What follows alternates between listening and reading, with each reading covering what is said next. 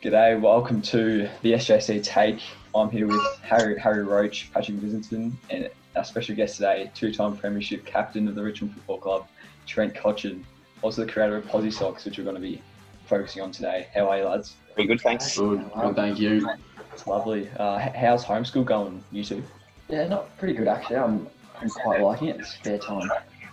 It's good. Yeah. No, not too bad. And the hub life up there, Cotchin? Pretty good. We've got our own form of homeschooling. Obviously, the kids up here, so Brooke does the majority of that while I train. But yeah, it's good. The weather's pretty good, as you can see. I guess we'll get cracking then. Where did the idea of Posy Socks come from? Yeah, long story short, it was probably like a 2.5-year process of getting it off the ground. But 2016 was probably the most challenging year of my life.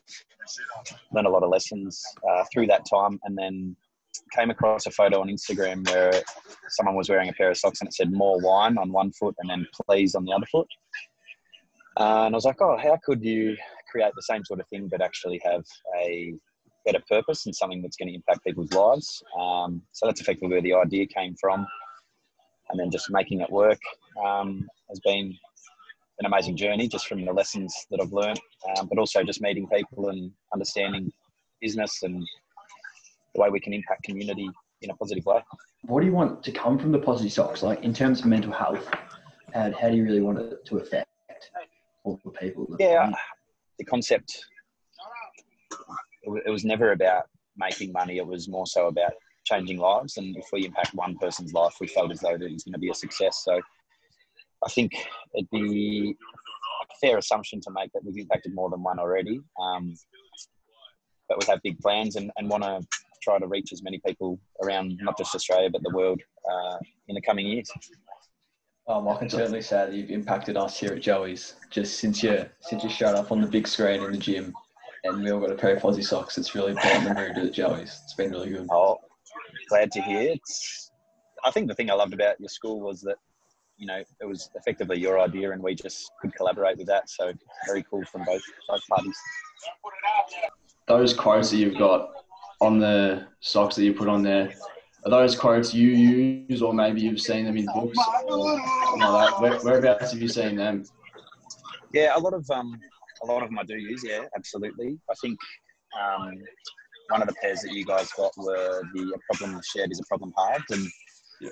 I think that one's very relative to particularly men and me personally.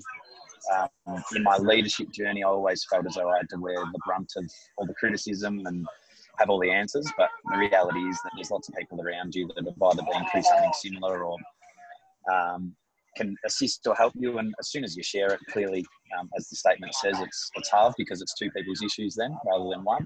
And I think the beauty about the human beings is we all want to help and come together and learn and create. So, yeah.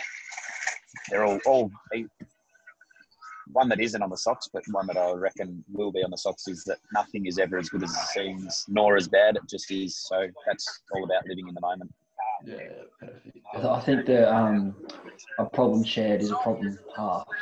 That quote's a really important one for us boys, just like to break down the men's mental health stigma of just not talking. So I think absolutely. That's important. Well, because I think in the past, and probably still to this day, that young boys that are growing into young men think that they need to be this strong guy that nothing really bothers them, and if there is something bothering them, they don't want to show what they think is their weaknesses. But the lessons that I've learned across the journey is that it's actually, you know, being vulnerable is actually a sign of courage, and it's amazing when one person has the courage to speak up, how it impacts a lot of people's lives as well.